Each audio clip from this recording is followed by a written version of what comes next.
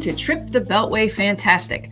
One of my favorite topics is the military-industrial complex because it encapsulates the absolute corruption of centralized power as it grows and metastasizes beyond human scale, at which point it becomes not only ineffective, but a threat to the very people it is supposed to be working for. So then you add weapons and war to the mix, and you have a lethal, out-of-control institution or ecosystem that does everything in its nature to protect itself at any cost and grows bigger and badder and more entrenched in society year over year. Today, we will be talking about that and specifically about how artificial intelligence is becoming the IT technology of the U.S. military. And it is being helped along by Silicon Valley and venture capitalism, which have rightly observed that there are billions of dollars to be made in the military industrial complex when you can convince the Pentagon of what they need. Right now, by all measure, the Department of Defense believes it needs AI technology to take its capabilities to the next level, like the replicator drone program, an envisioned swarm of small AI-enabled drones that are supposed to be the latest in our military quiver against China. There seems to be no backstop or brakes when money finds its mark in Washington, and there are plenty of people who are scared, rightly so, that AI weapon systems and their efforts to shorten the kill chain will transform the battlefield and the homeland into a dystopian nightmare. So here to talk about this today are two great reporters and writers on the subject. Bill Hartung is a colleague of mine at the Quincy Institute, where he is a senior fellow in our Democratizing Foreign Policy program. He is the author of several books, including Prophets of War, Lockheed Martin, and the Making of the Military-Industrial Complex, which was published in 2011, The Prophets of War. Stavroula Pabst is a reporter and freelance writer who has contributed to a number of publications on the issue of technology in the military, including several pieces for Responsible Statecraft. So thank you both for being here. Yes, thanks for having us. Sure. Bill, I'd like to start with you. You've been writing about the evolution of weapons and the military-industrial complex for decades. Are you particularly worried about this new AI revolution? And how close are we to seeing the Terminator roam the streets of Washington? Well, I was poking into it for a book I'm working on with my colleague Ben Freeman, and we promised to talk about how the military-industrial complex has changed since Eisenhower. And once I dove into the Silicon Valley kind of techno enthusiasts, it was shocking, I think, even to me. They're making promises they may or may not be able to keep about fast, efficient, nimble weapon systems are going to be cheaper, produce more quickly. We're going to beat China. We're going to restore American dominance. And even beyond that, there's kind of this, they define themselves as sort of, techno patriots. They're the movers and shakers of this new world, while the rest of us wring our hands over the future. So I think it's that evangelical fervor that some of them have, combined with the fact that these are very dangerous technologies. This whole idea of shortening the kill chain to shorter and shorter lengths. Eventually, the logic is, well, there's no time to put humans in there. I mean, we got to be quick about this.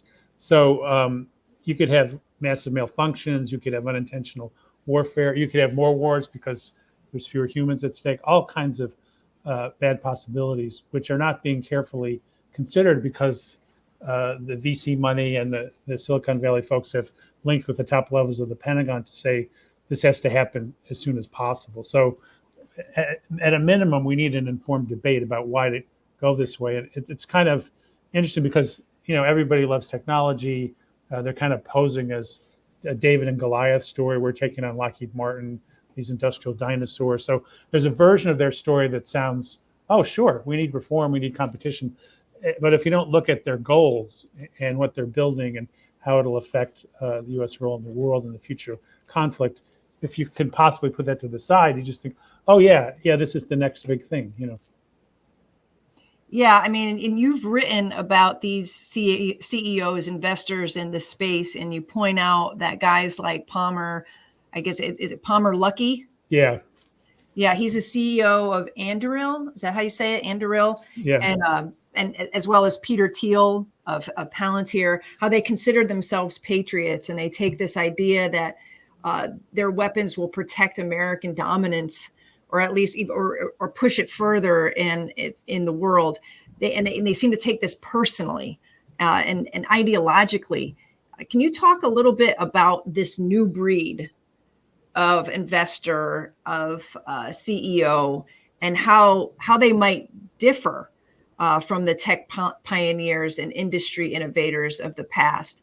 Why should we be more concerned about them in terms of like how they're talking about technology and how they are talking about their own personal role in the space?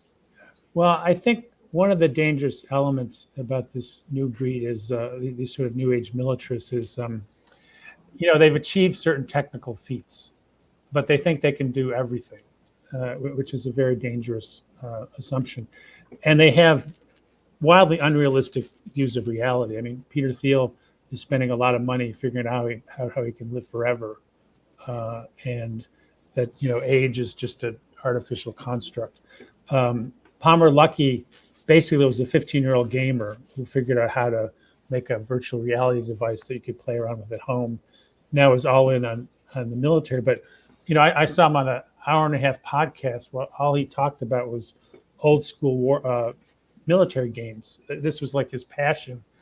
Why is this the person who's going to define the future of our military and foreign policy? It makes no sense. So I think it's this kind of, their idea is we're the ones who know how to do things, get government out of the way, get democracy out of the way, and let us do our job. So it's profoundly undemocratic, among many other things.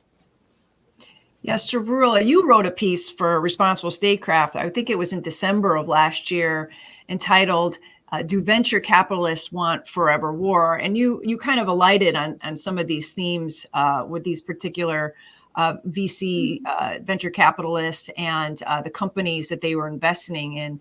And you said that, moreover, the VC-backed groups in the defense space are giving established defense contractors like Lockheed Martin and RTX, which is formerly Raytheon, a run for their money.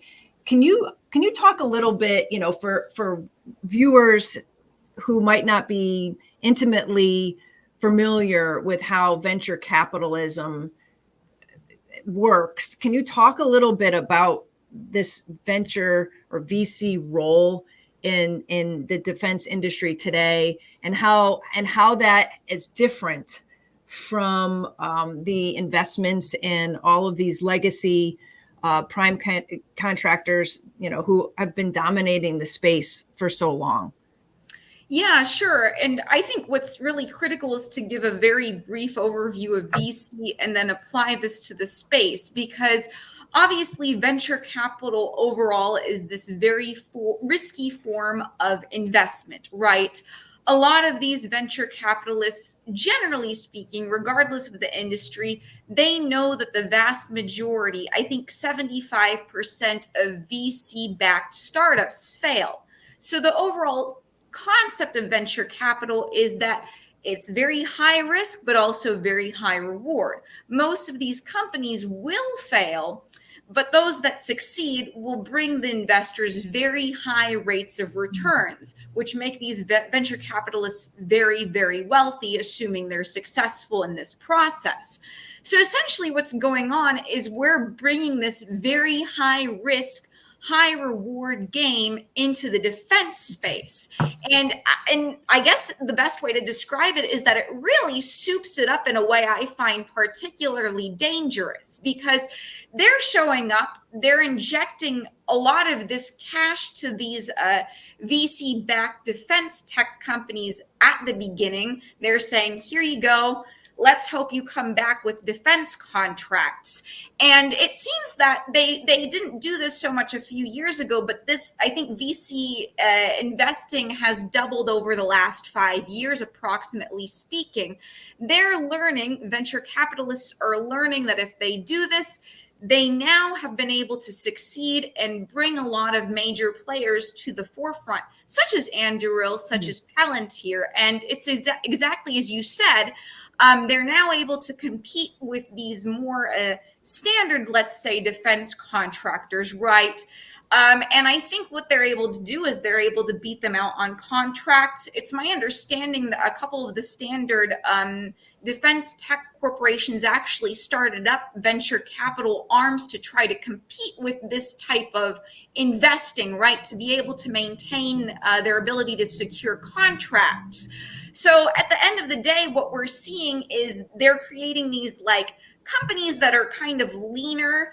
Maybe they're able to say something along the lines of, see, Anduril doesn't need as much support from these government defense contracts like Lockheed Martin would.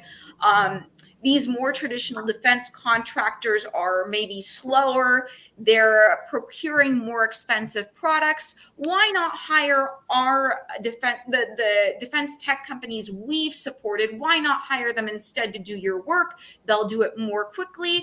A lot of the times they'll brag about doing the work up front to then be able to sell to the defense contract or to the government, I'm sorry. And that's kind of the procedure they're using. And now it does really seem to be paying off for them. I think Rebellion Defense, which is a VC-backed defense tech company backed by Eric Schmidt, former Google CEO, I think its contracts doubled, for example, in 2023. Palantir, again, VC backed. It had not been profitable for many, many years, but last year it essentially bragged to people that had invested in it. Look, we've been able to generate this profit of 72 million. So I think what venture capitalists are now learning is, this is now a profitable space. Let's come in and flood it with money, and we're going to get these really high investing returns on our investments at the end of the day.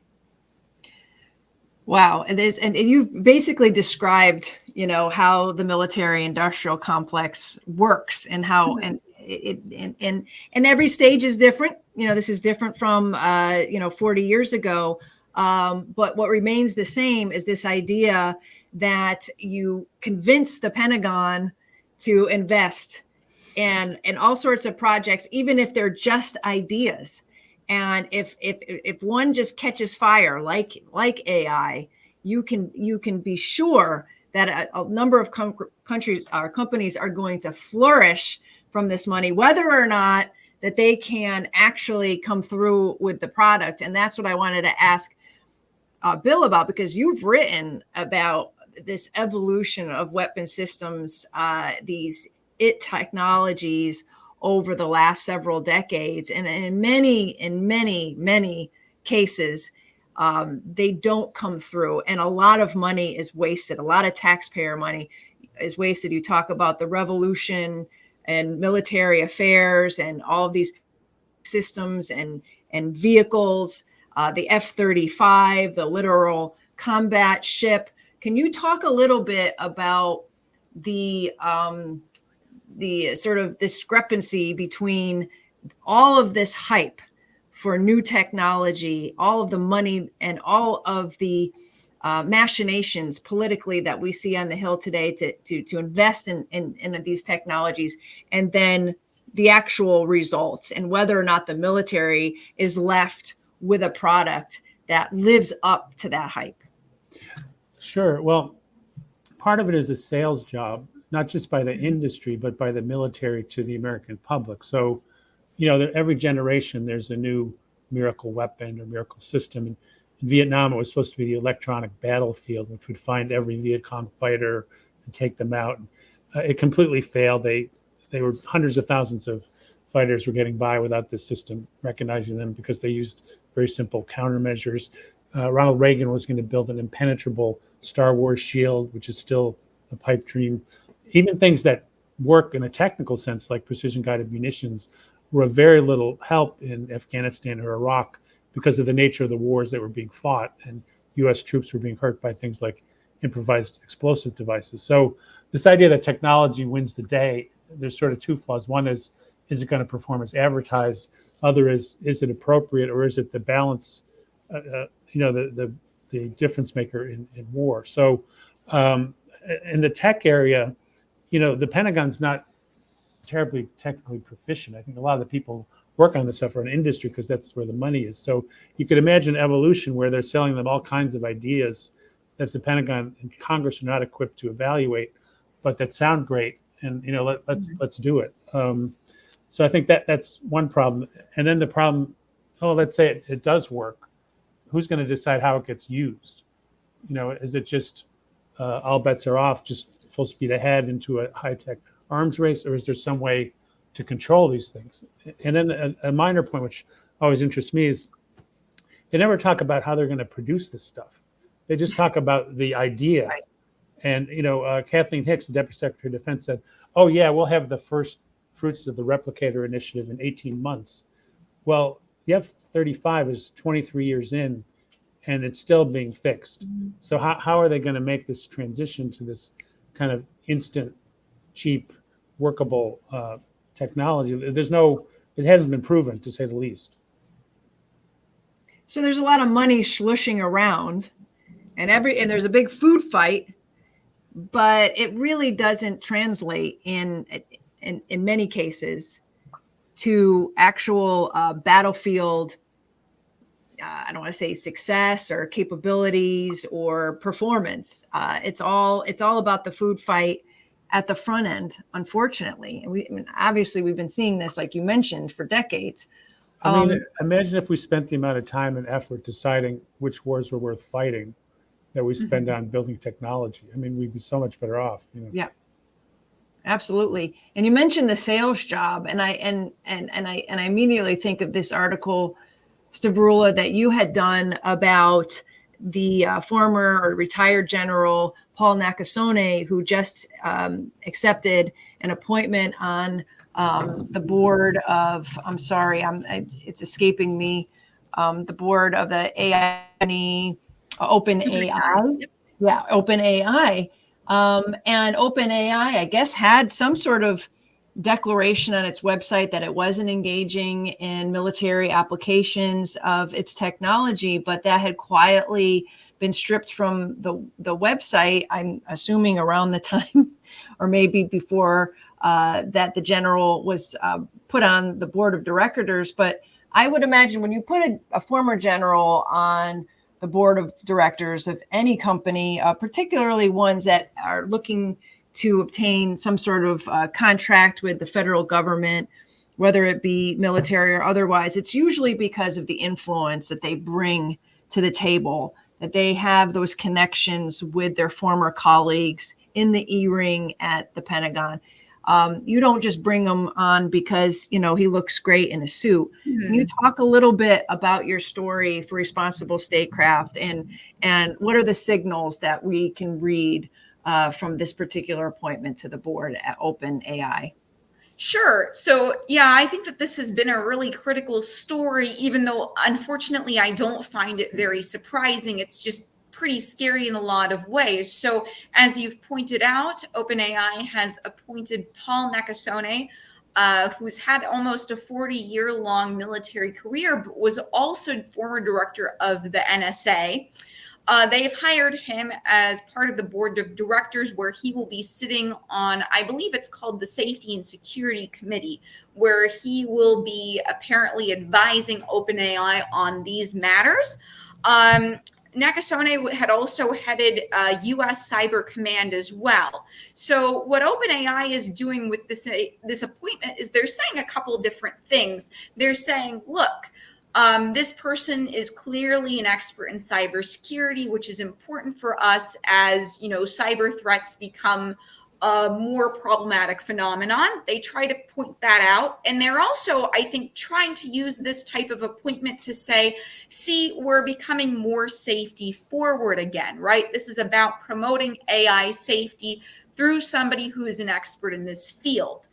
And I think that OpenAI had actually had some crises or scandals regarding that, because before this appointment, a little while ago, its safety team, or one of its safety teams, the super alignment team, which was about the long-term safety ramifications of AI, had dissolved because a lot of people that were part of that team left OpenAI because they weren't convinced the company was prioritizing safety matters, right?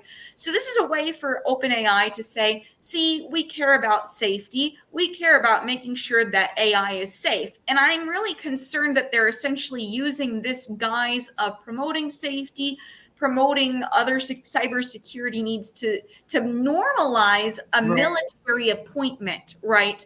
And I think it's exactly what you said. This looks like any other standard revolving door appointment. And when you see somebody who has had that level of prominency in the military, but also at the NSA, we have to ask, okay, what type of influence does this give the military over AI? What type of surveillance implications are there, not just in wartime, but also regarding, surveillance domestically speaking? I think in the piece I had noted that Edward Snowden remarked on the appointment saying, look, the only reason you hire somebody from the NSA is to violate the privacy of, he literally said, like, everyone on earth.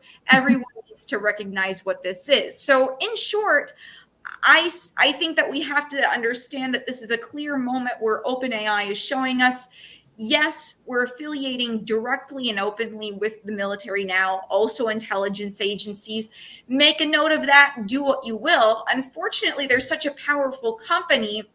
It's difficult to fight that. They've already secured this appointment. They have a lot of money to burn through. And even though it's been rocked by some scandals, I feel that this appointment will probably hold despite some anger about it. So it's a clear sign of some dangerous things to come, especially regarding the militarization of AI, as far as I see it. Yeah, I mean, Bill, you've done a lot of work on the revolving door. Can you talk a little bit about how defense companies use former members of the military, particularly officers high up in the Pentagon, to sell their products and to influence their former colleagues to get contracts? And how do you think this will be affected or affect the current momentum for AI at the military level? Yeah, well, it's a time-tested tactic going back certainly to even Eisenhower's day. But the idea is you hire somebody who was high up in the military or the Pentagon to represent you to the government. First of all, they have an open door to all their old colleagues. Mm-hmm. Second of all, they know how the bureaucracy works. And one of the things they do is they hire acquisition officials to help them navigate and manipulate all the regulations you need to get a contract and so forth. So you've got kind of a rainmakers, you've got the more technical folks. And then you have the fact that there's people still inside saying, well, yeah, I want a job like that when I get out of the military. I'm gonna cut these guys a break, And the most notorious case was a woman named Darlene Druyan, who was getting jobs at Boeing for her relatives and herself while she was still in government, and giving all kinds of outrageous favors to Boeing. And because John McCain got his teeth into it, she actually did 9 months in prison, over it. And there was some consequences, but it was the exception that proved the rule, because things not unlike that happen every day. And now there's Eric Lipton of the Times did an investigation of the dozens of military officials now going to defense startups in Silicon Valley and to the VC firms. And this is kind of a loophole. If you go to a VC firm that then invests in military companies, you don't have to report the way you would if you were going to work for Lockheed Martin. So it's largely unregulated, and there's a lot more money to be made than just getting paid for coming to a board meeting once in a while. So it's there was a time when Silicon Valley folks were like, oh, we're going to sell our products, we're not going to get into the dirty business of politics, but that's long gone. Yeah. How do you think, I'll ask both of you this question, how do you think the wars in Ukraine and Israel are impacting this food fight, as I call it, back in Washington? From what I'm seeing and talking to other writers in the space, it seems like that there's a real bonanza going on. I mean, there's a lot of money out there. And when I go to conferences and I hear members of Congress talking, all they keep saying is, we got to do better. We have to compete more. We have to increase our defense industrial capacity. We're falling short. We need to be long-term, and everything, all the signs are pointing to, we need more money, we need more capacity, we need more manufacturers, but also more investors in the space. So it seems like, and I know this is a cliche at this point, but these wars have been really good for business. Mm-hmm. Stavroula? Yeah, I think unfortunately what's really scary about these conflicts is exactly that. It serves as a perfect talking point for anybody in the space. As Bill was talking a little bit earlier, I think a lot of people in this space are very interested in saying, look, we're here to defend American interests. And I think, unfortunately, conflict in general is a great time for them to bring that talking point home. And I think here it becomes especially pointed because they can say things like, look, don't you want Ukraine to win? Shouldn't we make these deals so that Ukraine has the ability to fight this war and to win, right? I think, unfortunately, this talking point is very convincing for them. And I think what's also worth pointing out is, they're clear. A lot of people that are in this space are clearly interested in poking the stick, like literally wherever possible. One specific area for this is Taiwan. When I was writing the piece I had written on Do Venture Capitalists Want Forever War, I think I had found a clip where somebody from Eric Schmidt-backed America's Frontier Fund literally said something along the lines of, if there's kinetic engagement revolving Taiwan, our profit margins will go up 10 times. So it's like they're clearly not just interested in the current conflicts, which unfortunately are very horrible, and they don't seem to want to end anytime soon, which is very scary. They're not stopping there. They're clearly moving on to the next thing whenever possible. Yeah, it's sort of a couple levels. I mean, obviously, there's money to be made just from the aid itself, the weapons to Ukraine, the weapons to Israel. But the industry has used this as kind of a poster child for a permanent expansion of the military-industrial complex, which is kind of premised on the idea that there's going to be wars like this forever. They're never going to end. Diplomacy is never going to make a difference. We're never going to come up with a better way of organizing ourselves in the world, and that therefore, the more the better. And then you've got sort of the two sectors. You've got, well, we need artillery. And then it's, well, all these new high-tech weapons are making the difference. And, the Wall Street Journal did an investigation of the small drones coming out of Silicon Valley going to Ukraine. The Ukrainians stopped using them. They were too expensive. They were too brittle. They're buying drones from China now, which are more reliable, easier to use. So, the hope was to use these wars as advertising for how this stuff works. And it's not playing out that way. And I don't know, I mean, in Gaza, I don't know who would have the nerve to do that, given that they're fighting an adversary that doesn't have a high-tech response, and also just the huge numbers of people being slaughtered. But I think on a certain level, some companies are even trying to cash in on that. Yeah. And I know we're running out of time, but I wanted to ask about the political nature about this. In the past, defense industry CEOs have sort of kind of not been, they've been out in front in terms of like trade, like more of like the trade industry space with the shareholders, earnings calls, whatnot. But I feel like we see these new Silicon Valley defense CEOs and VCs a little bit more out there. And they seem to, enjoy getting the spotlight and having and being profiled and getting a little bit more into the politics of the national security space, which, at this heightened moment, particularly on Ukraine and Israel, seems a little, it seems a little suspect to me. It seems like it's and a little dangerous. So I'm speaking particularly a few months ago, and I'm just going to draw it up right now. Palantir CEO Alex Karp was at an event, a defense industry event. He's sitting on a panel with a former Joint Chiefs Chair, Mark Milley. This is back in May. I wrote about it. This is Alex Karp now commenting about the protesters here in the United States who are protesting the U.S. policy or backed policy in Gaza. And he says something to the effect of, these peace activists are actually the war activists, and we are the peace activists because we are creating the weapons that will end the war and end the terrorist movement of Hamas in Gaza, which really kind of blew my mind. But after, I got over that, I realized, why is Alex Karp talking on this very volatile political subject and using it to sell his own product? Do you, and I'll ask each of you, do you feel like these CEOs are getting more into politics, and how dangerous is that? And I don't know, what do you make of it? Well, first of all, I'm offended that they're displacing Lockheed Martin, because that's what my book's about. But I'll get over that.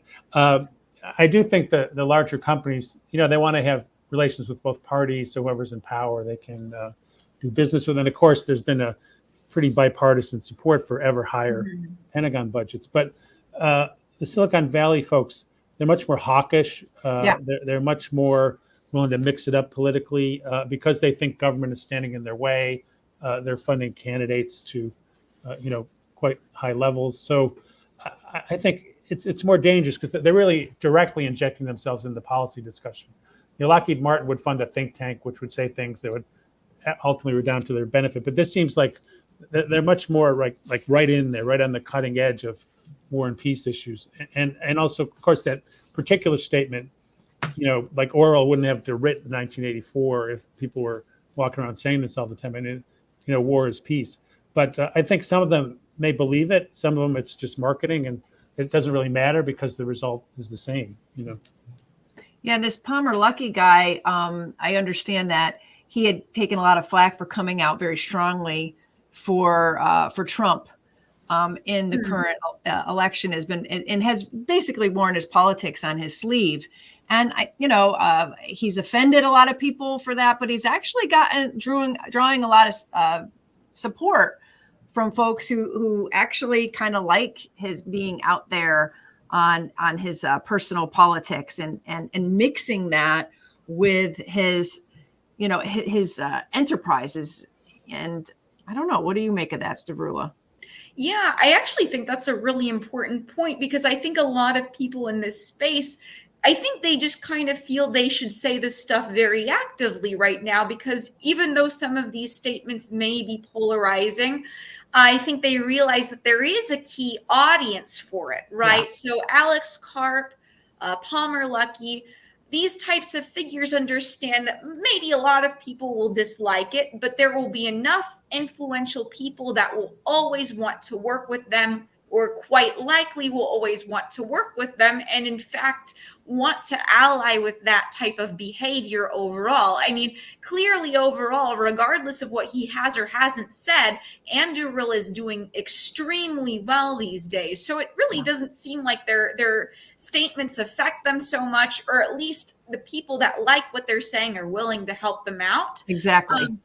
Yeah, I think zooming out, I do want to say that I think some of these venture capitalists, now I'm talking a little bit more of the likes of Thiel and Schmidt, I think a lot of them they've always been really involved in the politics, because of course this is about money for them. This is about profits, but I do think that they directly would like political influence in their own respect. I mean, these are some of the most extreme figures in that space. And I think that that's why they're pretty happy to go through the route of venture capital, generally speaking, to take on these projects, because they understand most companies, they'll fail, they'll fund will fail, but enough will be successful, which means they essentially have direction over that technology. And so when they're doing that and then simultaneously working on public policy in one way or another, they're really doing this double-pronged approach that gives them unprecedented and difficult to measure power. Yeah, absolutely. And I think the Palmer Luckey thing, everybody's, he wears sandals and Hawaiian shirts. He's the ultimate individualist. Isn't that great? But these companies are building technology to build a garrison state and a surveillance state that's going to take freedom away from all the rest of us. Yeah. So it's great that he can wear sandals, but it's not going to make anybody else freer. No. Yeah. I think I might have called him Lucky Palmer. Yeah, well, I'm sorry about that, but he seems very lucky right now. Financially speaking, he's doing quite well. Yeah. Speaking. Well, thank you both for joining me on the show today. I have a ton more questions, and this is such a huge subject, so I'm sure you'll be back on if you're willing in the future for Trip the Beltway. Fantastic. Oh, yes, it was a great conversation. Thanks. Yeah, thank you.